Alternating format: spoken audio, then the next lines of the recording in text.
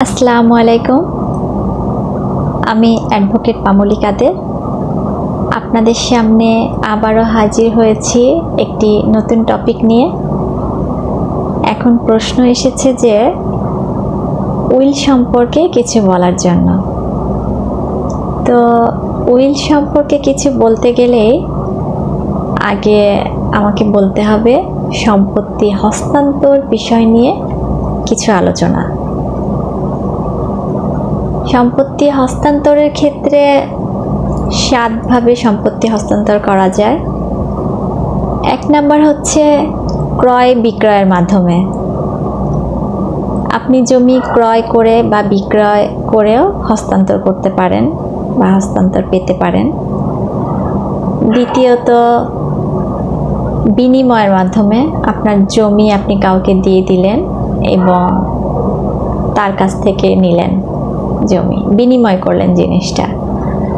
3 number হচ্ছে ইজারার মাধ্যমে। সরকারি খাস জমি 50, 60 বা 100 বছরের জন্য ইজারা দেওয়া হয়, এভাবেও হস্তান্তর করা যেতে পারে।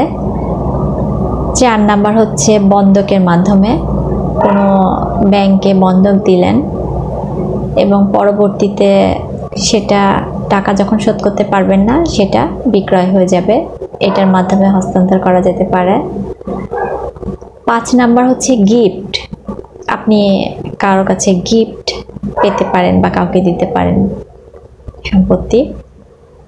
6 নাম্বার হচ্ছে আদালতের মাধ্যমে যে ডিক্রি হয় তার মাধ্যমে এটা হয়, যেমন নিলামের মাধ্যমে কিছু সম্পত্তি ক্রয় করা হয়ে থাকে, বিক্রয় করা হয়ে থাকে।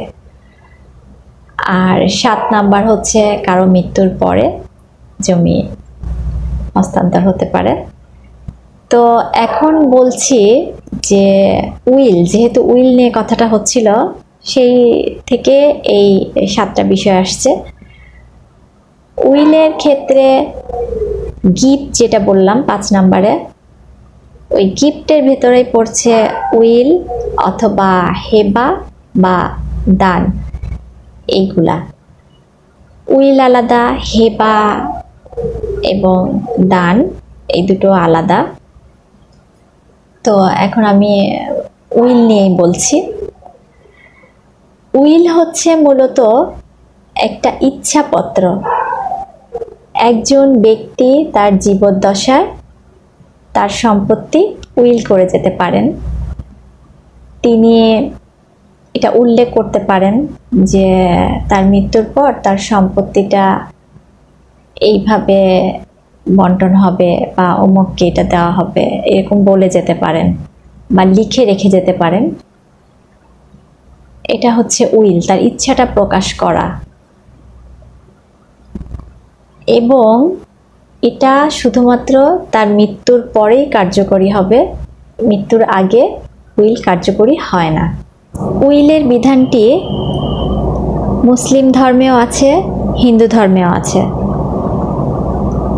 একজন মুসলিমের ক্ষেত্রে উইল করতে গেলে তিনি যখন মারা যাবেন তার দাফন কাফনের খরচ এবং তিনি যদি ঋণগ্রস্ত থাকে সেই ঋণের টাকাটা বাদ দিয়ে এবং ওনার স্ত্রী যদি বেঁচে থাকেন তাহলে তার দেনমোহরটা বাদ দিয়ে তারপর বাকি যে সম্পদটা থাকবে সেখান থেকেই 3 ভাগের 1 ভাগ তিনি উইল করতে পারবেন। আর যদি উইলটা উনি 3 ভাগের 1 ভাগের বেশিও করেন তবুও সেটা কার্যকরী হবে না, ওই 3 ভাগের 1 ভাগই কার্যকরী হবে ওনার মৃত্যুর পরে। আর হিন্দু ধর্মাবলম্বীদের ক্ষেত্রে তিনি পুরো সম্পত্তিটাই উইল করে দিতে পারবেন, কিন্তু সেটা তার মৃত্যুর পরে অবশ্যই কোর্টের মাধ্যমে প্রবেট করে তারপর মামলা করে এটা করতে হবে। মুসলিমদের ক্ষেত্রে আবার এটা করতে হবে না, তিনি মৃত্যুর পরে এটা কার্যকরী এমনিতেই হয়ে যাবে। তিনি একজন এক্সিকিউট রেখে যাবেন যিনি এটা এক্সিকিউট করবেন। ছোট্ট একটা উদাহরণে আসি। একজন ব্যক্তির যদি শুধু মেয়ে থাকে এবং তিনি যদি মনে করেন যে তার সম্পত্তি তার মেয়েরাই সম্পূর্ণটা পেয়ে যাক, সেক্ষেত্রে তিনি যদি চান উইল করতে, তাহলে এটা করা ঠিক হবে না। কারণ উইল শুধুমাত্র 3 ভাগের 1 ভাগে কার্যকরী হবে তার মৃত্যুর পরে। কাজেই তিনি যদি পুরো সম্পত্তি তার মেয়েদেরকে দিয়ে যেতে চান, সেক্ষেত্রে তিনি অবশ্যই হেবা করতে পারেন এবং এটাই কার্যকরী হবে পুরো সম্পত্তির ক্ষেত্রে। উইলের বিষয়টা এসেছে মূলত মুসলিমদের ক্ষেত্রে ওসিয়তনামা রূপে। উইল করার পদ্ধতি হচ্ছে 2টি। আপনি চাইলে জীবদ্দশায় উইলটা শুধুমাত্র লিখেও যেতে পারেন একটা কাগজে, আর চাইলে আবার রেজিস্ট্রেশনও করে যেতে পারেন। কিন্তু শুধুমাত্র লিখে রেখে গেলে পরবর্তীতে সমস্যা হয়। এজন্য যে 2টি উপায় উইল করা যেতে পারে, সেই 2টি উপায় অবলম্বন করতে হবে। এক হচ্ছে খামযুক্ত উইল, আর একটা হচ্ছে খোলা উইল। তো আমি এখন বলবো খামবদ্ধ উইলটা আপনি কিভাবে করবেন। খামযুক্ত উইল করতে গেলে আপনাকে যেটা করতে হবে, এটা লিখে এটা একটা খামের মধ্যে ভরে সিলগালা করে সাব রেজিস্ট্রি অফিসে নিয়ে জমা দিতে হবে। সাব রেজিস্ট্রার অফিসার এটাকে রেজিস্ট্রি বইয়ের 5 নাম্বার বইতে এটি লিপিবদ্ধ করবেন এবং আপনার নাম ঠিকানা সেখানে অবশ্যই উল্লেখ করতে হবে। তিনি আপনাকে একটা নাম্বারও দিবেন এবং মূল বিষয় যেটি হচ্ছে, আপনাকে ওখানে এক্সিকিউটকারীর নামটা উল্লেখ করে যেতে হবে আপনার মৃত্যুর পর, যিনি সেটা এক্সিকিউট করবেন। এবং যখন আপনার মৃত্যুর পরে উইলটা কার্যকর হবে, এক্সিকিউটর সেখানে গিয়ে একটা আবেদন করবেন। ওনার আবেদনের প্রেক্ষিতে সাব রেজিস্ট্রার সেটা যখন তার হাতে তুলে দিবেন, তখন তিনি সেটা সবার সামনে খুলতে পারবেন। এছাড়াও বিভিন্ন প্রসেসিং রয়েছে, যেটা সাব রেজিস্ট্রার অফিসে সাব রেজিস্ট্রারি করবেন। আর যিনি উইলকারী থাকবেন, উনি তার উইলের সকল দায়িত্ব ওই এক্সিকিউটকারীকেই দিয়ে যাবেন, যিনি সেটা বাস্তবায়ন করবেন। এখন আমি বলছি খোলা উইলটা কিভাবে করবেন। এটার ক্ষেত্রে আপনি সাধারণভাবে লিখতে পারেন, যেমনভাবে দলিলের ফরম্যাটগুলো থাকে, এতে লিখে, এতে কোনো স্ট্যাম্পের প্রয়োজন হবে না। 10 টাকা, 15 টাকা বা 20 টাকার অ্যামাউন্টে আপনি এটা লিখে এটা সাব রেজিস্ট্রি অফিসে জমা দিবেন। সাব রেজিস্ট্রার সেটা রেজিস্ট্রি বইয়ের 3 নাম্বার রেজিস্ট্রি বইতে লিপিবদ্ধ করবেন। এটাই হচ্ছে খোলা উইল। এটাও ওই একইভাবেই কার্যকর হবে। আপনি চাইলে মসজিদ, মাদ্রাসা বা মন্দিরকে উইল করতে পারেন এবং উইলের বিষয়ে যেটা খুব গুরুত্বপূর্ণ একটা বিষয় হচ্ছে, উইল কিন্তু বারবার করা যেতে পারে। আপনি বেঁচে আছেন, আপনি একজনের নামে উইল করলেন, পরবর্তীতে দেখলেন যে না, আপনি ভুল মানুষটির নামে উইল করেছেন, তখন আপনি সেটা বাতিল করতে পারেন এবং আবার উইল করতে পারেন। এভাবে কয়েকবার আপনি উইল করতে পারবেন। যে উইলটা শেষে করা হবে সেটাই কার্যকরী হবে। তো বুঝতেই পারছেন, উইলটা আপনি চাইলে বাতিলও করতে পারেন। আবার এমন কিছু কারণ আছে যার ফলে উইল নিজে থেকেই বাতিল হয়ে যায়। তার মধ্যে কিছু কিছু কারণ বলছি। 1 নাম্বার হচ্ছে, দাতার আগে যদি গ্রহীতা মৃত্যুবরণ করেন, তাহলে উইল বাতিল হয়ে যায়। এবং যদি গ্রহীতার দাতাকে হত্যা করে যে কোনো কারণে, এটা হচ্ছে 2 নাম্বার। যদি কোনো কারণে হত্যা করে দেয় তাহলে তার উইলটা বাতিল হয়ে যাবে। কেউ যদি ধর্ম ত্যাগ করে, 4 নাম্বার হচ্ছে দাতা যদি সেটা দান করে দেন কাউকে উইলকৃত সম্পত্তিটা, তাহলে উইলটা বাতিল হয়ে যাবে।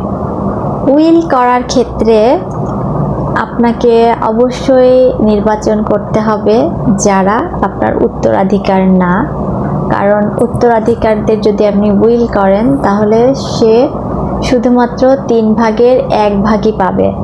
কাজেই উইলটা মূলত উত্তরাধিকার বাদে কাউকে যদি করেন তাহলে সেক্ষেত্রে সে 3 ভাগের 1 ভাগ পাবে।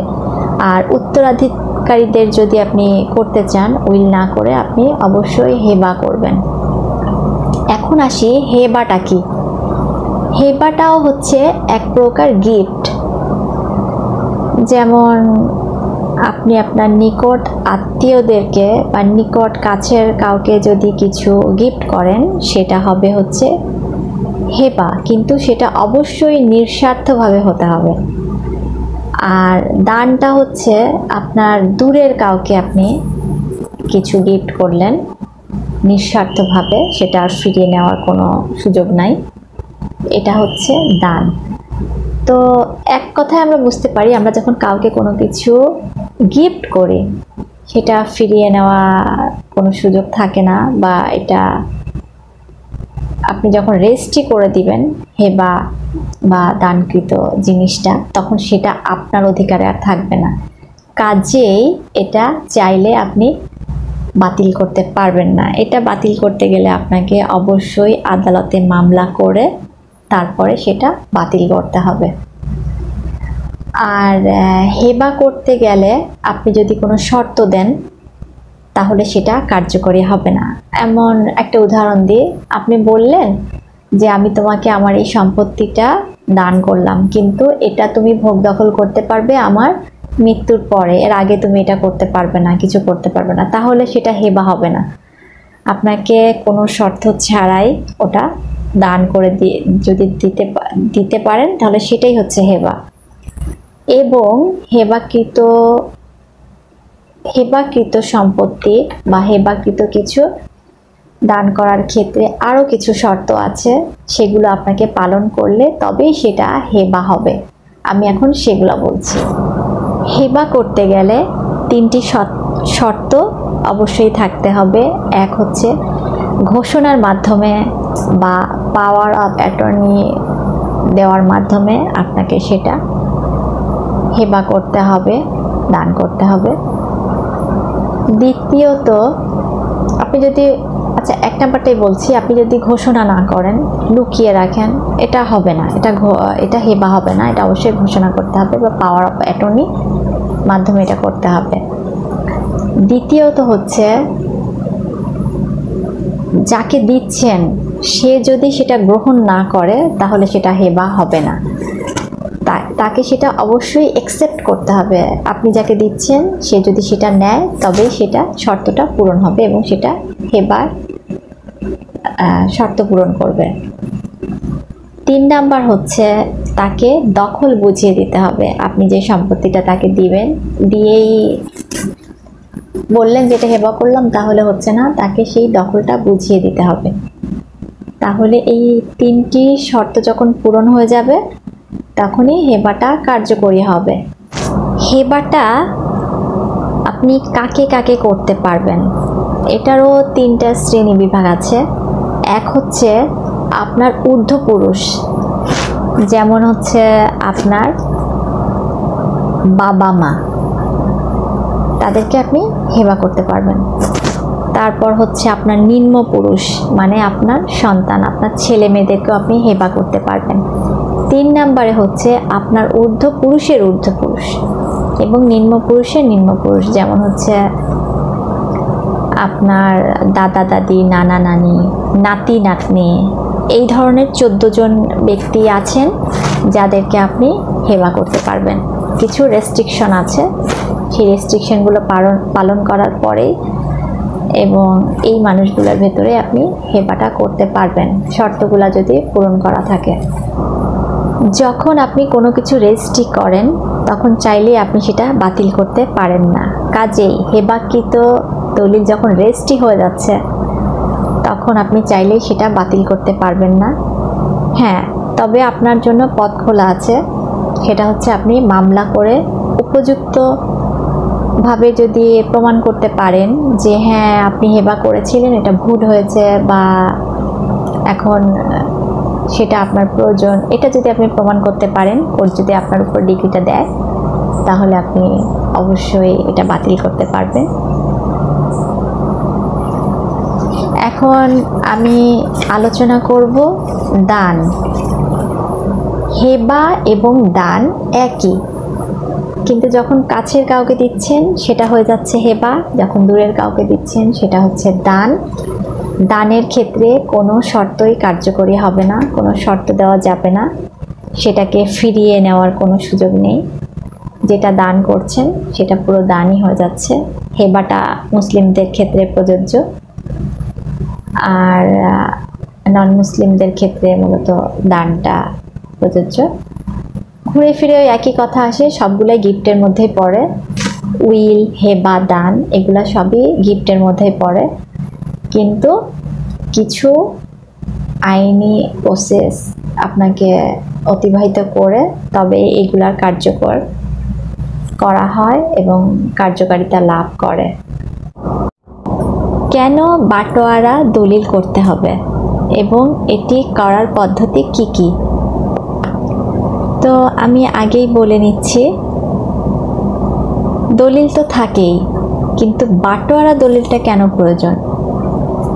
একটা বাটোয়ারা দলিল তখনই তৈরি করা হয় যখন ওয়ারিশগণের মধ্যে ভাগ বন্টনটা করা হয়ে যায়। ওয়ারিশি সম্পত্তির ভাগ বন্টন হয়ে যাওয়ার পরে একটা বাটোয়ারা দলিল খুবই প্রয়োজন, যাতে পরবর্তীতে কোনো সমস্যা না হয়।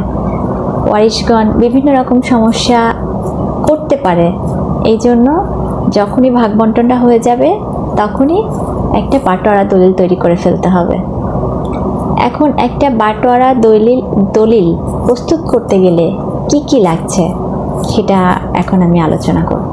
একটা বাটোয়ারা দলিল যখন আপনি তৈরি করছেন তখন আপনার প্রথমত লাগছে, যিনি মারা গিয়েছেন উনি তো একজন মৃত ব্যক্তি, মৃত ব্যক্তির সম্পত্তিটাই বাটোয়ারা করা হয়। এখন ওনার একটা মৃত্যুর সনদ লাগবে। দ্বিতীয়ত লাগছে ওয়ারিশগণের সনদ, মৃত ব্যক্তির যে ওনারাই ওয়ারিশ এর জন্য একটি ওয়ারিশ সনদ লাগছে ওয়ারিশগণদের।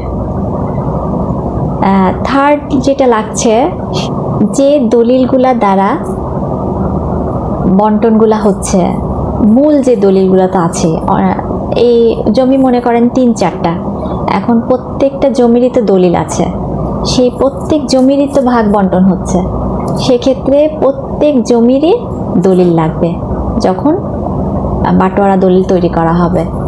এবং মূল কথা যেটা, ওয়ারিশদের মধ্যে যদি কেউ আপত্তি জানায় তাহলে কিন্তু বন্টন দলিল প্রস্তুত হবে না। অবশ্যই বন্টন দলিলের ক্ষেত্রে ওয়ারিশগণের সম্মতি লাগবে। এখন প্রশ্ন আসতে পারে যে মূল দলিল তো আছে, তাহলে বাটোয়ারা দলিলটা কেন লাগবে? এটাই হচ্ছে আলোচ্য বিষয়। বাটোয়ারা দলিলটা অবশ্যই লাগবে। এটা কেন লাগবে সেটাই এখন বলছি। প্রথমত, মুখে মুখে ভাগ বাটোয়ারা হয়ে গেলে পরবর্তীতে ওয়ারিশগণ যে সমস্যার সৃষ্টি করে সেটা তারা আর করতে পারবে না। যখন বাটোয়ারা দলিলটা তৈরি হয়ে যাবে তখন এইখানে প্রত্যেকের কে কোন অংশ পেয়েছে, কতটুকু ভোগ দখল করবে, এক কথায় তার সব কিছু এখানে লেখা থাকবে। কাজেই পরবর্তীতে বলবে যে আমার আপত্তি আছে, এই আপত্তি জানালে সে আপত্তি আর পরে কাজে লাগবে না। দ্বিতীয়ত, এটি একটি লিখিত প্রমাণ। মুখে মুখে কথার কোনো মূল্য নাই, সব কিছুর একটা লিখিত প্রমাণ প্রয়োজন থাকে। আইন কানুনের ক্ষেত্রে আইন কোনো মুখের কথা মানে না, লিখিত প্রমাণ চায়। তো এটা একটা খুব গুরুত্বপূর্ণ লিখিত প্রমাণ। কেউ পরবর্তীতে আপত্তি জানাচ্ছে বললে কাজ হবে না, লিখিত প্রমাণ এটা একটা। তৃতীয়ত হচ্ছে, আপনি যদি জমিটা কোথাও বিক্রি করতে যান, সেক্ষেত্রে আপনার অবশ্যই একটা বাটোয়ারা দলিল লাগবে। যিনি কিনবেন তিনি যদি আপনার প্রপার জমিটা দেখতে চান, কাগজপত্র দেখতে চান, তিনি অবশ্যই বাটোয়ারা দলিলটা দেখতে চাইবেন। কারণ কেউ চাইবে না যে পরবর্তীতে তিনিও কোনো সমস্যায় পড়ুক। এবং বাটোয়ারা দলিল থাকলে আপনার জমিটি আপনি একটু বেশি দামে বিক্রি করতে পারবেন। আর তা না হলে বাটোয়ারা দলিল না থাকলে কেউ আপনার দলিল উচ্চ দামে কিনতেও চাইবে না, কেউ সমস্যার সম্মুখীন আসলেই হতে চায় না। চতুর্থত, আপনার জমি যখন জরিপে আসবে তখন এটি রেকর্ড করার সময় একটা প্রয়োজন পড়বে। সরকারিভাবে জমি জরিপ করতে আসলেই তখন আপনার কাছ থেকে এটি দেখতে চাইবে, এটি আপনাকে শো করতে হবে। এবং বড় যে বিষয়টি আসছে, ইদানিং মানুষের লোনের প্রয়োজন হয় ব্যাংক থেকে, সমিতি থেকে, বিভিন্ন এনজিও থেকে। সেই ক্ষেত্রে আপনার অবশ্যই বাটোয়ারা দলিলটি লাগবে। বাটোয়ারা দলিল ছাড়া আপনি কোনো ব্যাংক থেকে বা কোনো এনজিও থেকে বা অন্য কোনো জায়গা থেকে লোনটা নিতে পাচ্ছেন না। কারণ আপনাকে কোন সিকিউরিটিতে উনি লোনটা দিবে, আপনার এই জন্য বাটোয়ারা দলিলটি খুবই প্রয়োজন। এখন প্রশ্ন হচ্ছে যে বাটোয়ারা দলিল তো প্রয়োজন, এবং কেন প্রয়োজন সেটাও বোঝা গেল, কিন্তু এটা কিভাবে করবেন? এটার জন্য আপনাকে অবশ্যই একজন দলিল লেখক, দক্ষ দলিল লেখক বা একজন আইনজীবীর কাছে যেতে হবে। একজন আইনজীবী আপনাকে একজন দক্ষ দলিল লেখকের সাথে মিট করিয়ে দিতে পারেন। তো একজন দক্ষ দলিল লেখক আপনার সকল পূর্বের যে দলিলগুলো আছে সবগুলাকে একসাথে দেখবে। পূর্বের বলতে যেই দলিলগুলা দেখে এবং সবগুলো এক জায়গায় করে আপনার বাটোয়ারা দলিলটি তৈরি হবে। উনি সেটা ভালোভাবে পর্যবেক্ষণ করে, পড়ে, বুঝে আপনাদের সম্মতিতে যেভাবে লিখতে হবে উনি সেইভাবে এটি তৈরি করে দিবেন। এরপর ওয়ারিশগঞ্জ সাব রেজিস্ট্রি অফিসে যাবেন এবং সেখানে গিয়ে একটা নির্দিষ্ট ফি প্রদান করবেন। নির্দিষ্ট ফিটা প্রদান দেওয়ার পরে একটা রেজিস্ট্রি ভলিউম আছে, ওখানে তারা সাব রেজিস্ট্রার অফিসারের সামনেই স্বাক্ষর করবেন। এবং অফিসার যদি দেখেন যে হ্যাঁ কোনো রকম কোনো সমস্যা নাই এবং কোনো সমস্যা হওয়ার সম্ভাবনাও নাই, তখন তিনি এটি রেজিস্ট্রি করে দিবেন। তাহলে তো বোঝা গিয়েছে যে বাটোয়ারা দলিলটা কি কাজে লাগে এবং এটা কেন তৈরি করতে হবে এবং কিভাবে তৈরি করতে হবে। তো প্রশ্নের উত্তর আমি ভালোভাবে দেওয়ার চেষ্টা করেছি। যদি আপনাদের বুঝতে কোনো সমস্যা হয় আপনারা আমাকে আবারও কোশ্চেন করতে পারেন, আমি অবশ্যই আপনাদের অ্যান্সার করব। দ্বিতীয়ত আমার কাছে যে প্রশ্নটা এসেছে সেটা হচ্ছে, জমি নিয়ে কোনো বিরোধ হলে তখন কি করবেন? এখন জমি নিয়ে তো বিরোধ একটা না, জমি নিয়ে হাজারটা বিরোধ হচ্ছে, সব সময় হচ্ছে। তো আমি ছোট্ট একটা বিষয় নিয়েই বলি। জমি নিয়ে যেই বিরোধটা বেশি হয় সেটা হচ্ছে, কেউ যখন আপনি দখলে আছেন কিন্তু আপনার কোনো লিগ্যাল কাগজপত্র নাই বা আপনি শো করতে পারছেন না যে কোনো কারণে, তো একজন এসে আপনাকে জোর করে উচ্ছেদ করে দিল, তখন আপনি কি করবেন? তখন আপনি অবশ্যই একটা ক্রিমিনাল মামলা করতে পারেন। আপনি প্রথমত মামলাতে যাবেন না, আপনি প্রথমত পুলিশের কাছে গিয়ে একটা জিডি করবেন যে আপনাকে উচ্ছেদ করে দেওয়া হয়েছে, এবং সেই জিডির একটা কপি নিয়ে আপনি আদালতে চলে যাবেন। একজন বিজ্ঞ আইনজীবীর সঙ্গে যোগাযোগ করবেন এবং একটা মামলা করে দিবেন। এটি আপনাকে অবশ্যই উচ্ছেদের 2 মাসের মধ্যে করতে হবে। কিন্তু যে কোনো কারণে যদি আপনার 2 মাস অতিবাহিত হয়ে যায়, সেক্ষেত্রে আপনি একটা সিভিল মামলা করতে পারেন। সিভিল মোকদ্দমা করতে গেলে আপনাকে সেটা 6 মাসের মধ্যে করতে হবে। এটি হবে সুনির্দিষ্ট প্রতিকার আইনের আওতায়, 1877 সালের আইন এটা। এই আইনে 9 ধারায় আপনি একটা মামলা করে দিতে পারেন। সেক্ষেত্রে কোর্ট আপনাকে রেমেডি দিতে পারে। কিন্তু যার বৈধ কাগজপত্র আছে তিনি 12 বছরের মধ্যে মামলা করতে পারবেন। জমি কেনার পর এত বিরোধের সৃষ্টি হতো না যদি কিনা একজন ক্রেতা জমি কেনার পর বিভিন্ন সতর্কতা অবলম্বন করতেন। একজন একটা জমি কিনলো, বসে আছে নির্দ্বিধায়, কোনো সংকোচ ছাড়াই, কোনো দখল না নিয়ে বা অন্য কোনো কিনেছে রাখা আছে এরকম একটা। তিনি যেই সতর্কতাগুলো অবলম্বন করবেন তা হচ্ছে, প্রথমত একটা বায়না দলিল করে তারপর সেটা ক্রয় করতে হবে। বায়না দলিল সম্পাদন করার পরে তিনি জমিতে গিয়ে একটা সাইনবোর্ড লাগিয়ে দিয়ে আসবেন যে এটি আমার বায়নাকৃত জমি, এবং সেখানে অবশ্যই নিজের পুরা নাম, নিজের বাবার নাম, ঠিকানা সব উল্লেখ করে আসবেন। যদি কারো কোনো আপত্তি থাকে তখন তিনি ওই ঠিকানায় আপনার সাথে যোগাযোগ করবে। সেক্ষেত্রে আপনি তখন সতর্কতার সাথে সমস্যাগুলো সমাধান করতে পারবেন। এরপরে আপনাকে যেটা করতে হবে সেটা হচ্ছে আপনাকে ওই জমিটির দখল নিতে হবে। জমিটি মেপে তার দখলে যেতে হবে। এটা হচ্ছে দ্বিতীয় নম্বর প্রসেস। তো যখন আপনি দখলে যাচ্ছেন তখনও যদি কোনো সমস্যা থাকে তাহলে কিন্তু আপনি তখনও জানতে পারছেন যে আপনি বাধা পাচ্ছেন জমি থেকে। তৃতীয়ত আপনাকে যেটা করতে হবে সেটা হচ্ছে, যদি দেখেন যে কোনো আপত্তি আসে নাই, আপনি দখলও নিয়ে নিলেন জমি মেপে, এরপরে গিয়ে আপনি রেজিস্ট্রি করবেন মূল দলিলের জন্য। মূল দলিল রেজিস্ট্রি মানে হচ্ছে সাব কবলা। যেটা সাব কবলা করার জন্য আপনাকে অবশ্যই একটা মেয়াদ থাকে, আপনার বায়না দলিলে একটা মেয়াদ উল্লেখ করা থাকে যে এইটার মধ্যে আপনাকে মূল রেজিস্ট্রেশনটা করতে হবে। সেক্ষেত্রে আপনাকে সাব কবলা করার সময় আপনাকে একটা করা হয়ে গেলে আর কি আপনাকে একটা রিসিট দিবে। অনেকে এই রিসিটটার কোনো গুরুত্ব দেন না, কিন্তু এটা খুব গুরুত্বপূর্ণ একটা রিসিট। এই রিসিটটা আপনাকে রেখে দিতে হবে। আপনি যখন এটা রেখে দিবেন, এটা আপনাকে পরবর্তীতে আবার জমা দিতে হবে, দেখাতে হবে। আপনি যখন মূল দলিলটি তুলবেন, মূল দলিল যখন আপনি তুলবেন সেটা আরও সময়ের প্রয়োজন, আপনি সাথে সাথে মূল দলিল পাবেন না। এই জন্য আপনাকে ওই রিসিটটা অবশ্যই রেখে দিতে হবে।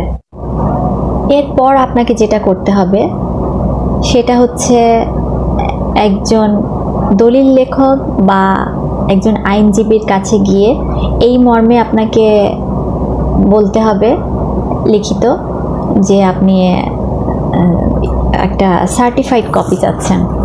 তো আপনাকে তখন একটা সার্টিফাইড কপি উত্তোলন করতে হবে।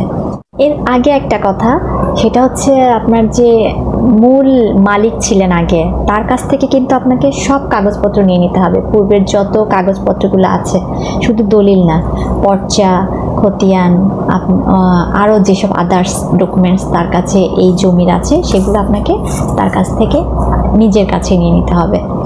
এরপর আপনি একজন এসি ল্যান্ড অফিসে গিয়ে এসি ল্যান্ডের কাছ থেকে নামজারির জন্য আবেদন করবেন, এবং আপনার নামজারিটা করার পর আপনি নিয়মিত খাজনা প্রদান করবেন। এই খাজনার রিসিপ্টগুলো আপনাকে খুব যত্ন সহকারে রেখে দিতে হবে। তাহলে এটা রেখে দেওয়ার ফলে আপনি পরবর্তীতে আর কোনো সমস্যার সম্মুখীন হবেন না। যে জমি একটা কিনে ফেলে রেখে দিলেন, এটা না। এটার জন্য এই প্রসেসগুলো আপনাকে অবশ্যই করতে হবে, তাহলেই আপনার জমিটি আপনি ভালোভাবে রাখতে পারবেন কোনো সমস্যা ছাড়াই। চেক ডিজঅনার মামলা কেন হয়, কার বিরুদ্ধে হয়, এবং যার বিরুদ্ধে হয় তিনি আগে থেকে কি কি সতর্কতা অবলম্বন করতে পারেন, এই বিষয়ে শুধু এতটুকু না, আরও অনেক কিছুই প্রশ্ন এসেছে, তো আমি অল্প অল্প করে সব আপনাদের সামনে আলোচনা করছি। ধরুন আপনার বিরুদ্ধে চেক ডিজঅনার মামলা হয়েছে, তাহলে আপনি সেটা জানবেন কিভাবে? প্রথমত আপনার নিকট একটা সমন যাবে। তো কোনো কারণে আপনি সমনটা মিস করলেন বা পেলেন না, তো সেক্ষেত্রে আপনার ওয়ারেন্ট জারি হয়ে যেতে পারে, একটা ওয়ারেন্ট যাবে। ভয় পাওয়ার কিছু নেই। যদি সমন পান তাহলে কোর্টে এসে হাজিরা দিবেন এবং জামিনের জন্য প্রার্থনা করবেন। আর যদি ওয়ারেন্ট পান সেক্ষেত্রে আপনাকে স্যারেন্ডার দিতে হবে এবং জামিনের জন্য প্রার্থনা করতে হবে। তবে সবসময় মনে রাখতে হবে এটি একটি জামিনযোগ্য অপরাধ, কাজেই ভয় পাওয়ার কিছু নেই। যেটাই পান আপনি কোর্টে এসে হাজিরাটা দিবেন। এরপরে আপনাকে যেটা করতে হবে, যখন আপনার মামলার কন্টেস্টটা চলতে থাকবে, মামলার কন্টেস্ট চলাকালীন যখন আপনি চার্জ গঠন হবে আপনার বিরুদ্ধে, সেই সময় আপনাকে একটা ডিসচার্জের পিটিশন দিতে হবে। ডিসচার্জের পিটিশন যদি রিজেক্ট হয়ে যায় সেক্ষেত্রে আপনাকে উচ্চ আদালতে যেতে হবে। তার কারণ হচ্ছে ওখানে আপনাকে কোয়াশমেন্ট পিটিশন দিতে হবে মামলা স্থগিত করার জন্য। কিন্তু যদি আপনার এখানেই সাক্ষী ধাপটা চলে যায় তখন কিন্তু আপনি আবার মামলা স্থগিত করার জন্য কোনো পিটিশন দিতে পারবেন না। কাজেই যখন চার্জ গঠনের ডিসচার্জের পিটিশনটা বাতিল হয়ে যাবে তখনই আপনাকে কোয়াশমেন্ট পিটিশনটা দাখিল করার জন্য উচ্চ আদালতে যেতে হবে। তাহলেই আপনি একটা ভালো সলিউশন পাবেন। অনেক সময় দেখা যায় যে আপনি সমনও পাননি, ওয়ারেন্টও পাননি, কিছুই পাননি, কিন্তু এদিকে রায় হয়ে গিয়েছে এবং আপনার সাজা হয়েছে। তখন আপনি কি করবেন? এখানে ভয় পাওয়ার কিছু নেই। যে আদালত আপনাকে দণ্ডটা দিয়েছে সেই আদালতে আপনাকে 50% অর্থ প্রদান করতে হবে। যে অর্থটার জন্য মামলাটা চলছে সেই অর্থটা প্রদান করে আপনাকে জামিনের জন্য প্রার্থনা করতে হবে এবং আপনাকে মামলার কন্টেস্ট চালিয়ে যেতে হবে। যদি মনে করেন যে আপনার নামে একজন মামলা করবে, এখনও করে নাই, সেটা আপনি জানতে পেরেছেন কোনোভাবে এবং বুঝতে পারছেন, তখন কি করবেন?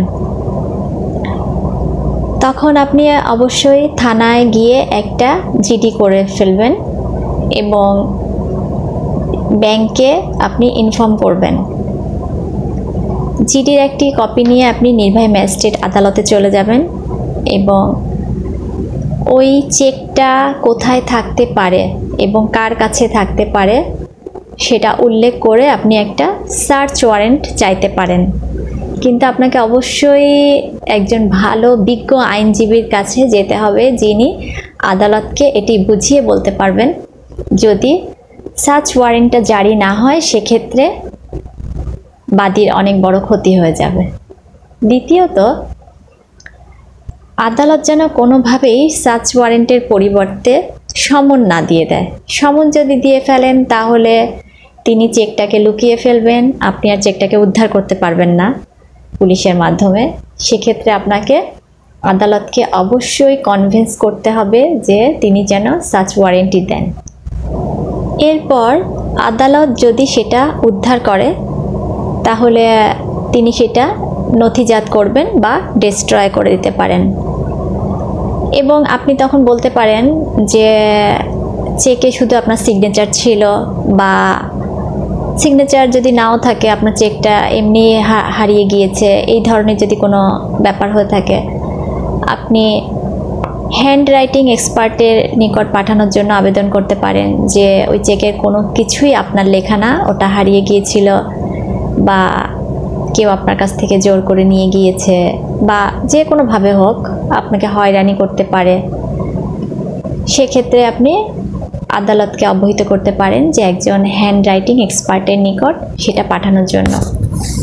অনেক সময় দেখা যায় আপনি একজনকে বিশ্বাস করে বা আপনার ফ্যামিলির কাউকেই একটা চেক দিয়েছেন, কিন্তু পরবর্তীতে আপনি জানতে পারছেন যে সে আপনার ক্ষতি করতে পারে সেটা দ্বারা। তখন সেম সেম প্রসেসই করতে পারেন। এক হচ্ছে আপনি মনে করেন চেকটা তাকে দিয়ে দিয়েছেন, এখন আর তাকে দিতে চাচ্ছেন না, ফেরত নিতে চাচ্ছেন, যে আপনি বুঝতে পারছেন এটা আপনার ক্ষতির কারণ হতে পারে। তখন আপনি একটা থানায় জিডি করবেন, ব্যাংকে অবহিত করবেন এবং সেই চেকটা বন্ধ করার জন্য ব্যাংককে বলবেন। এবং লাস্ট যেটা হচ্ছে, তাকে একটা নোটিশ পাঠাবেন যে সে যেন আপনার চেকটি কোথাও শো না করে, আপনি তার থেকে চেকটা বন্ধ করে দিয়েছেন। তো এইসব প্রসেসিং করলে আপনি অনেক সময় হয়রানির হাত থেকেও মুক্তি হতে পারবেন চেকটা দেবার পরেও। কিন্তু অবশ্যই আপনার ইন্টেনশন ভালো থাকতে হবে, কোনো খারাপ উদ্দেশ্যে এগুলো করা যাবে না। একজন আপনার কাছে টাকা পায়, জেনে শুনে আপনি তাকে একটা মিথ্যা চেক ধরিয়ে দিলেন আর পরে তাকে হিসাবে ফাঁসালেন, তারও কিছু করার থাকছে, সেইগুলো এখন বলবো।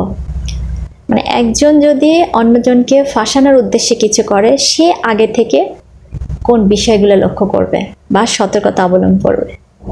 চেক একটি বিল অফ এক্সচেঞ্জ, কাজেই এটি লেনদেন হবেই প্রয়োজনে। কিন্তু আপনি যখন কারো হাত থেকে একটা চেক নেবেন, তখন আপনি কোন বিষয়গুলো আগে লক্ষ্য করে তারপরে নেবেন। ওখানে চেকে একটা অপশন থাকে, একটা জায়গা থাকে, সেখানে লেখা থাকে পে টু, কাকে ওটা পে করবে। তা সেটা যেহেতু আপনি টাকাটা তুলতে যাবেন, আপনার নামটা ওই ব্যক্তির হাত থেকেই লিখিয়ে নিন, যিনি চেকটার মালিক। আপনি নিজের হাতে কখনোই লিখতে যাইবেন না, আপনি তাকে বলবেন সে যেন ওখানে লিখে দেয় যে চেকের টাকাটা কাকে প্রদান করা হবে। দ্বিতীয়ত, চেকে আপনার যে অ্যামাউন্টটা লেখা থাকবে, টাকার অ্যামাউন্টটা, এবং আদার্স বাংলায় কথায় লেখা যেটা বা আপনার অঙ্কে লেখা, আরও ছোটোখাটো কিছু লেখা থাকে, সেটা অবশ্যই তার হাত থেকে লিখিয়ে নেবেন যিনি চেকের মালিক। আপনার হাত থেকে আপনি কিছুই লিখতে যাবেন না। তৃতীয়ত, আপনাকে একটা চেক সই করে এনে দিয়ে বললো এটা আমার সই, এটা আপনি মানবেন না। আপনি অবশ্যই আপনার চোখের সামনে তার হাত থেকে সিগনেচারটি দেখে নেবেন যে তিনি সিগনেচারটা করছেন। তা না হলে পরবর্তীতে দেখা যাবে তিনি বাসার ভিতরে ঢুকলেন, তার স্ত্রী বা ভাই বা সন্তানের কাছ থেকে সেটা লিখিয়ে দিলেন, পরে বললেন যে না, এটা সিগনেচারটাও আমার না। তো সেইগুলো আপনাকে অবশ্যই খেয়াল করে তারপর একটা চেক নিতে হবে। আর সব সময় মনে রাখতে হবে, চেক নেবার সময় খালি বা ব্ল্যাঙ্ক চেক কারো কাছ থেকে নেওয়া যাবে না, এবং যিনি নেবেন তিনিও তেমন চেক নেবেন না, এবং যিনি দিবেন তিনিও যেন তেমন চেক না দেন। এতে উভয় পক্ষেরই কিন্তু সমস্যা হতে পারে। একজন মানে ভালো মাইন্ডে এটা নাও নিতে পারে, আর একজন যখন দিবেন সেটা ফ্রেশ মাইন্ডে তিনি নাও দিতে পারেন। যে কোনো একজনের মধ্যে সমস্যা বা ক্রিমিনাল প্রবণতা থাকতেই পারে। সেক্ষেত্রে যিনি নেবেন তিনিও সেটা পূরণ করে তারপরে নেবেন, আর যিনি দিবেন তিনিও পূরণ করে দিবেন।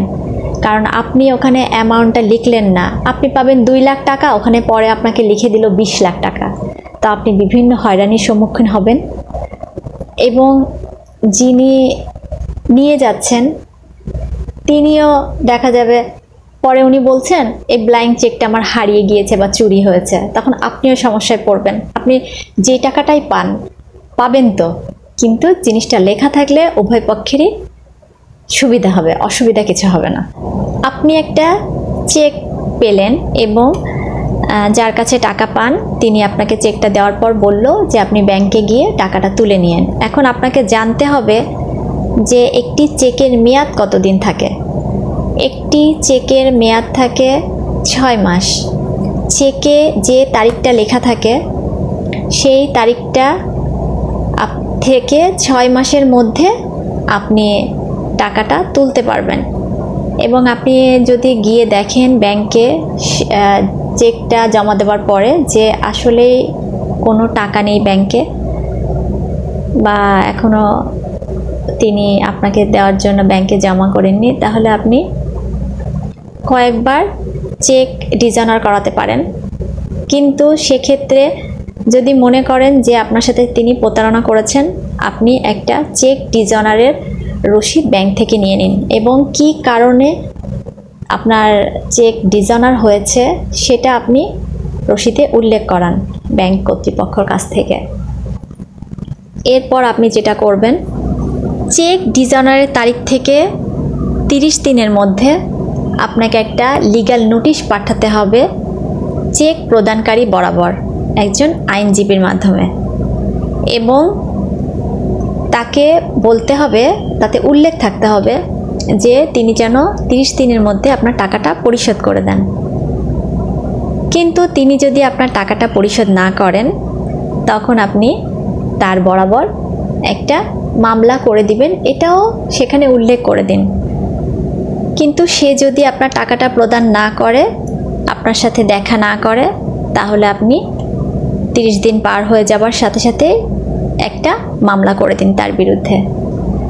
এটা ছাড়াও আপনি মানি স্যুটের জন্য মামলা করতে পারেন, কিন্তু তাতে আসলে তেমন বেশি ফল পাওয়া যায় না। আপনি ফৌজদারি মামলাও করতে পারেন, সেক্ষেত্রেও আপনার টাকা পাওয়ার কোনো সম্ভাবনা থাকে না, শুধুমাত্র সাজা থাকে 7 বছর কারাদণ্ড বা জরিমানা বা উভয়দণ্ড। এক্ষেত্রে আপনার টাকা আদায়ের পথটা একেবারেই থাকে না।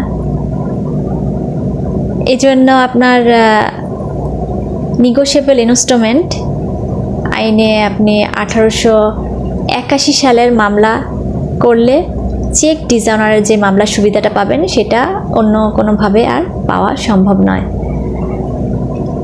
এতে যে সাজা হয় সেই সাজাটা কি পরিমাণ হতে পারে এবং মানে সাজাটা কি হয়, সর্বোচ্চ সাজা হচ্ছে 1 বছর কারাদণ্ড বা চেকে যে পরিমাণ টাকাটা উল্লেখ আছে তার 3 গুণ অর্থদণ্ড বা উভয় দণ্ডেও দণ্ডিত হতে পারেন। আপনাকে অবশ্যই খেয়াল রাখতে হবে যে আপনার বিরুদ্ধে যেন চেক ডিজঅনার মামলা না হয়, এই জন্য যেই সতর্কতাগুলো অবলম্বন করতে হবে সেটা অবশ্যই মাথায় রেখে আপনাকে একজনকে চেক দিতে হবে, এবং যিনি নেবেন তারও চেকটা নেওয়ার সময় অনেক কিছু সতর্কতা অবলম্বন করেই চেকটা নিতে হবে। প্রতিনিয়ত বর্তমানে চেক ডিজঅনার মামলা হচ্ছে। একজন আমার কাছে এসেছিলেন, এসে বললেন যে ম্যাম, একজন আমার কাছে টাকা পায়, আমি তার কাছে টাকা ধার নিয়েছিলাম, তো আমি তাকে একটা ব্লাইন্ড চেকে সাইন করে প্রদান করেছি। সে আমার কাছে পাবে মাত্র 3 লাখ টাকা, এখন সেখানে লিখে দিয়েছে 30 লাখ টাকা। এখন আমার জন্য এটা আসলে খুব বার্ডেনও হয়ে যাচ্ছে, আবার কেসও খেয়েছি, এখন কি করব আমি বুঝে পাচ্ছি না। তো আমি শুনেই বুঝেছি যে উনি আসলেই ব্লাইন্ড চেক দিয়েছে, তা না হলে আপনার উনি বলছেন 3 লাখ টাকা উনি নিয়েছেন আর চেকে উল্লেখ আছে 30 লাখ। এটা প্রমাণ করাও আসলেই খুব কষ্টসাধ্য হয়ে যায়, কখনো কখনো সবাইকেই হয়রানিতে পড়তে হয়। এই জন্য আগে থেকেই আমরা সতর্কতা অবলম্বন করব যেন কেউ এই মামলাতে না পড়ে বিনা কারণে। চেক ডিজঅনারের মামলাটা কি ধরনের হয়ে থাকে? আসলে বেশিরভাগ ক্ষেত্রে আমরা যেটা দেখি, যিনি টাকাটা দিয়েছেন তিনি যেটা বলছেন এবং যিনি নিয়েছেন তিনি যেটা বলছেন সেটার কোনোটাই মিলছে না। কারণ চেকে দুজনেরই হ্যান্ড রাইটিং আছে। এটা বুঝতে গেলে তো আপনার একজন হ্যান্ড রাইটিং এক্সপার্টের নিকট দিতে হবে। তো সেক্ষেত্রে আপনার কোর্ট যদি এটা রিজেক্ট করে দেয়, আপনি অবশ্যই রিভিশন করতে পারেন। আর কোর্ট যদি অ্যালাউ করে, তখন কোর্ট আপনার হাতের লেখার স্যাম্পল এবং প্রায় 50টার মতো বা 50টার উপরে নিবে এবং বাকি যিনি আছেন তার কাছ থেকেও নেবেন। সবগুলোকে একত্রীকরণ করে যা যা প্রয়োজনীয় তথ্য সব কিছু সিলগালা করে তিনি একজন এক্সপার্টের নিকট পাঠিয়ে দেবেন। এবং যদি কোনো এক্সপার্টের নিকট পাঠানো হয় তো খুব সহজেই সেটা ক্লিয়ার হয়ে যায়। সেক্ষেত্রে কোর্ট ডিসিশন দিতে আর দেরি করেন না। কোর্ট ভালো একটা ডিসিশন আপনার পক্ষে দিয়ে দিবেন যদি আপনি লিগ্যাল হন। দলিল, খতিয়ান অথবা পর্চা অথবা রেকর্ডে যদি কোনো ভুল থাকে তাহলে সেগুলো কিভাবে সংশোধন করা যেতে পারে। আমরা সবসময় জানি দলিলে বা খতিয়ানে বা রেকর্ডে কোনো ভুল থাকলে সেটা অবশ্যই সংশোধন করতে হবে, তা না হলে অনেক সমস্যায় পড়তে হবে। এজন্য এই বিষয়গুলো আমাদের সবাইকে জানতে হবে এবং সেই অনুযায়ী এটা সংশোধন করতে হবে। তো আমি সেই বিষয় নিয়ে এখন আলোচনা করছি। দলিলে যদি কোনো রকম ভুল থাকে সেটা কিভাবে সংশোধন করবেন সেটা বলছি। দলিলে মূলত যে ভুলগুলো থাকে সেগুলো হচ্ছে আপনার দাতা গ্রহীতার নামের ভুল থাকতে পারে, নামের বানানের ভুল থাকতে পারে, দাগ নম্বরে ভুল থাকতে পারে, এই বিভিন্ন রকম ভুল থাকতে পারে। কিছু ভুল একটু বড় ধরনের হয়ে থাকে, আবার কিছু ভুল ছোটোখাটো ভুলও হয়ে থাকে। তো এগুলো আপনারা দুইভাবে সংশোধন করে নিতে পারবেন।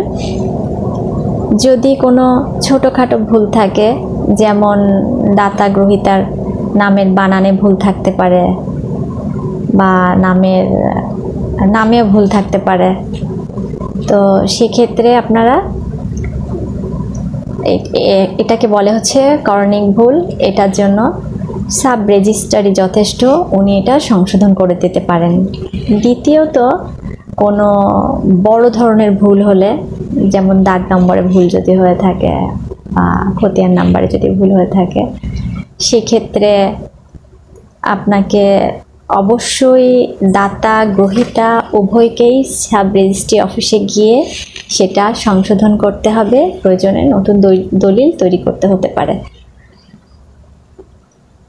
এবং দেখা যায় যে এই দুইটা উপায়ে ভুল সংশোধন করার পরেও অনেক সময় এমন কিছু ভুল থাকে যেটা সংশোধন করার জন্য আপনার অবশ্যই দাতা গ্রহীতা উভয়কেই সাব রেজিস্ট্রি অফিসে যেতে হবে, কিন্তু কোনোভাবেই দাতা সেখানে যেতে চান না, বা তিনি এখন বেঁচে নেই, বা তাদের যে ওয়ারিশগণ আছে তারাও খুব একটা আগ্রহ দেখাচ্ছে না। সেক্ষেত্রে আপনার তো সংশোধন করতে হবে। তখন আপনাকে সুনির্দিষ্ট প্রতিকার আইনে 31 ধারায় মামলা করে তারপরে সেটা সংশোধন করতে হবে। এবং এটার একটা সময়সীমা রয়েছে, এটা অবশ্যই 3 বছরের মধ্যে আপনাকে মামলাটা করতে হবে। এবং আপনার পক্ষে যদি রায় এসে যায় তখন আপনাকে আর নতুন দলিল তৈরি করার প্রয়োজন হবে না। সাব রেজিস্ট্রি অফিসে যে ভলিউম আছে সেখান থেকে সংশোধন করে নিলেই হবে। তো আমরা জানলাম যে দলিলে যদি কোনো ভুল থাকে তাহলে আপনি এটা কিভাবে সংশোধন করবেন। এখন আমি বলবো যদি খতিয়ানে কোনো ভুল থাকে তখন আপনি সেটা কিভাবে সংশোধন করবেন।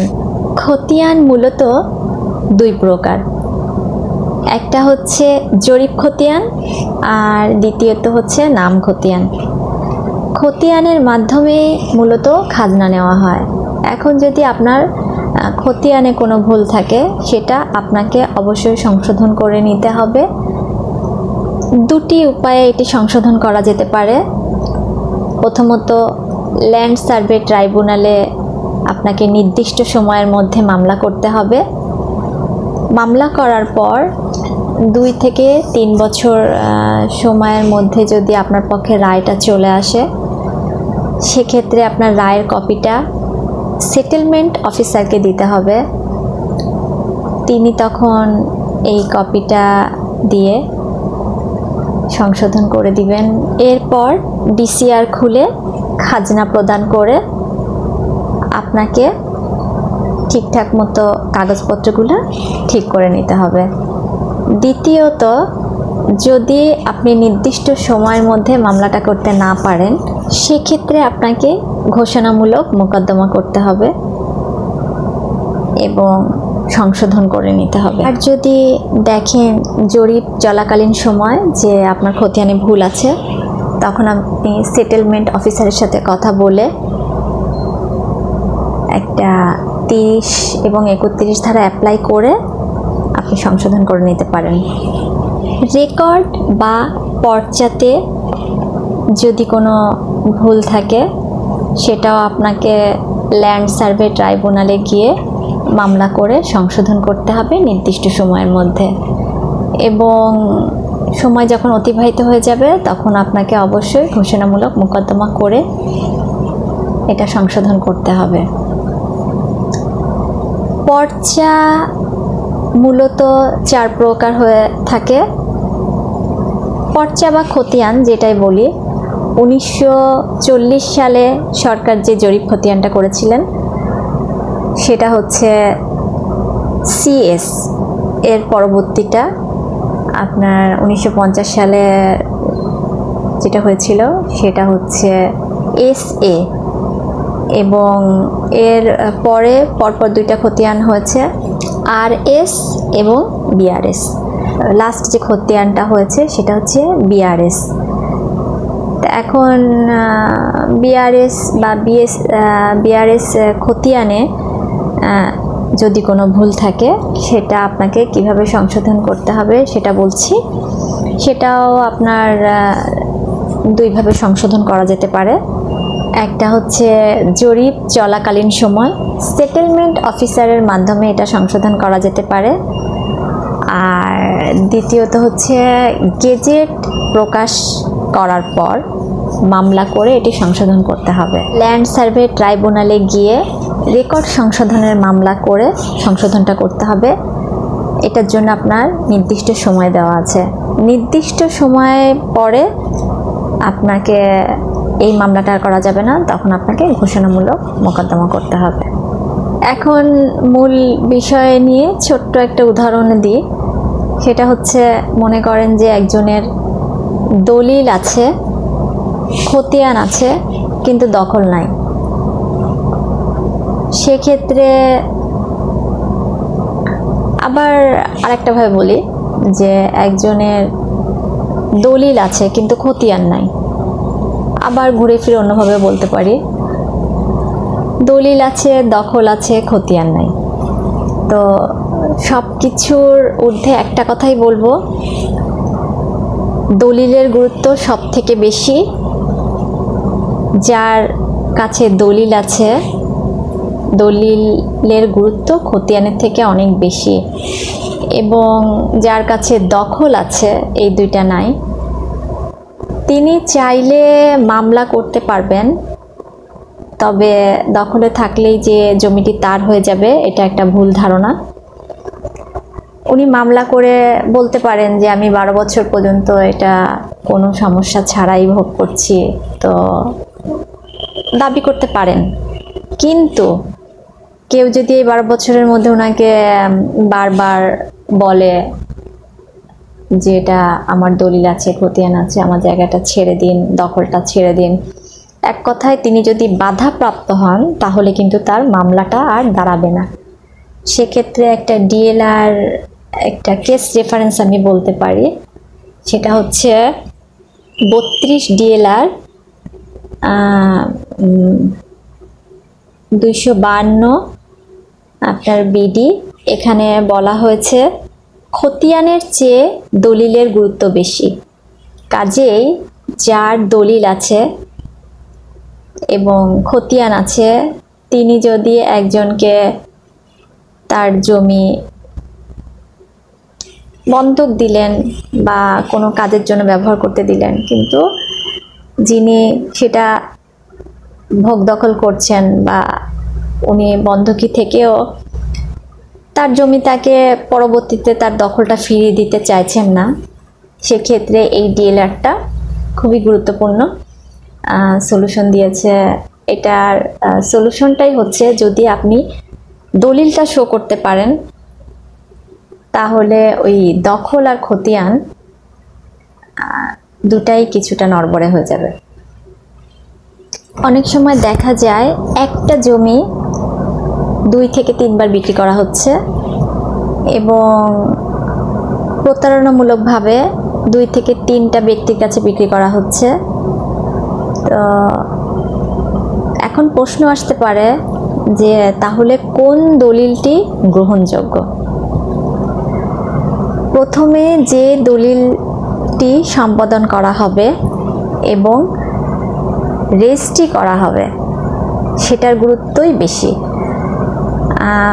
ধরেন একজনকে জমিটা বিক্রি করা হয়েছে, তার এটা রেজিস্ট্রি করার একটা নির্দিষ্ট সময় আছে, সে কিনে জমিটি রেখে দিয়েছে কিন্তু রেজিস্ট্রি করে নাই। ঠিক এই 20-30 দিনের মধ্যে উনি কি করলো, ওই জমিটা আরেকজনের কাছে বিক্রি করে দিল। তিনি কি করলেন, জমিটা ওনার কাছ থেকে জানছেন না যেটা প্রতারণা করা হচ্ছে তার সাথে, কিন্তু উনি সেটা নিয়ে উনি সাথে সাথে টাইমের মধ্যে ওইটা রেজিস্ট্রি করে ফেললো। তাহলে যিনি প্রথমে জমিটি কিনেছিলেন তিনি কিন্তু আর অধিকার পেলেন না, কারণ তিনি দ্বিতীয়জন যখন রেজিস্ট্রি করতে গিয়েছে তখন যদি ওইটা রেজিস্ট্রি করা থাকতো আগে থেকে তিনি জানতে পারতেন। যেহেতু ওইটা রেজিস্ট্রি করা হয়নি সেহেতু ওনার নামেই রেজিস্ট্রি হয়ে গেছে। সেক্ষেত্রে বলতে পারবো যিনি প্রথম দলিলটা সম্পাদন করবেন, রেজিস্ট্রি করে নেবেন, সেই দলিলটি কার্যকরী হবে। একই জমি যদি 1, 2, 3, 4 যতবারই বিক্রি করা হোক, তার ভিতরে যিনি প্রথম রেজিস্ট্রি করে নেবেন জমিটি তার। একটা জমি কেনার সময় অবশ্যই আপনাকে অনেকগুলো বিষয় দেখে তারপরে জমিটি কিনতে হবে, তাহলে আর প্রতারিত হওয়ার সম্ভাবনাও থাকবে না। 1 নাম্বার হচ্ছে, আপনি যখন জমিটি কিনবেন, যার জমি যার কাছ থেকে কিনছেন তার কাছে সকল কাগজপত্র আপনার কাছে নিয়ে নিন, এটা হচ্ছে 1 নাম্বার। এবং 2 নাম্বার হচ্ছে, আপনি সেটাকে চেক করুন যে ওই জমিটা কোথাও বন্ধক দেওয়া আছে কিনা, বা ওই জমিটা কোনো ব্যাংকের কাছে ঋণগ্রস্ত কিনা, এটা দেখে নিন। 3 নাম্বার হচ্ছে, সাব রেজিস্ট্রি অফিসে গিয়ে আপনি অবশ্যই তল্লাশি করুন যে এই খতিয়ানটি ওই ব্যক্তির নামে আছে কিনা। চতুর্থত, উনি যতটুক সম্পত্তি বিক্রি করতে চাচ্ছেন ততটুক সম্পত্তি ওনার আছে কিনা। 5ম হচ্ছে, উনি খাজনা ক্লিয়ার করেছেন কিনা। এবং 6ষ্ঠ হচ্ছে, উনি ওই জমিটার দখলে আছে কিনা। 7 নাম্বারে আমরা যেটা দেখব, এই জমিটিতে ওনার সাথে অন্য কারো চুক্তি আছে কিনা। 8 নাম্বারে যেটা দেখব, তিনি এই জমিটা বিক্রি করার জন্য কাউকে কোনো পাওয়ার দিয়েছেন কিনা। এবং 9 নাম্বারে যেটা দেখব, আপনার ভূমি অফিসে গিয়ে, তারপরে সাব রেজিস্ট্রি অফিসে গিয়ে এবং একজন ভালো বিজ্ঞ আইনজীবীর মাধ্যমেও কাগজগুলো দেখাতে পারি এবং তল্লাশি করতে পারি। শুধু জমিটা কিনে ফেললেই হবে না, আপনাকে এছাড়াও যে জিনিসগুলা দেখে কিনতে হবে তা হলো, এটি কোনো পরিত্যক্ত বা বাজেয়াপ্ত সম্পত্তি কিনা, এটি কোনো সরকারি সম্পত্তি কিনা বা খাস জমি কিনা। এবং আপনি যদি ঘরবাড়ি করার জন্য, বসতবাড়ি করার জন্য কিনতে চান, সেই জমিতে রাস্তা আছে কিনা। আবার এই জমিটা নিয়ে কোনো মামলা মোকদ্দমা আছে কিনা। তারপর আপনাকে দেখতে হবে জমিটির কোনো কিছুতে কোনো ভুল আছে কিনা এবং যিনি দিচ্ছেন তিনি সঠিক ব্যক্তি কিনা। গুরুত্বপূর্ণ বিষয় যেটা হচ্ছে, যদি কোনো অরিসি সম্পত্তি থেকে থাকে তাহলে প্রত্যেক অরিসের মধ্যে ভাগ বন্টনটা ঠিকমতো হয়েছে কিনা এবং পরবর্তীতে আপনি জমিটা নেওয়ার পর যেন কোনো ওয়ারিশ এসে আপনাকে বাধা দিতে না পারে বা আপনি ক্ষতির সম্মুখীন না হন। এক কথায় একটা জমি নিতে গেলে আপনাকে ল্যান্ড সার্ভে ট্রাইব্যুনালে গিয়ে, সাব রেজিস্ট্রি অফিসে গিয়ে, যেখানে যেখানে দরকার সব জায়গায় গিয়েই তল্লাশি করতে হবে, সশরীরে গিয়ে জমিটি দেখতে হবে, তারপর গিয়ে চিন্তা করতে হবে জমিটি নিব কিনা। আমি অ্যাডভোকেট পামলি কাদের আবারও আপনাদেরকে ধন্যবাদ দিয়ে আমার অনুষ্ঠান শেষ করছি।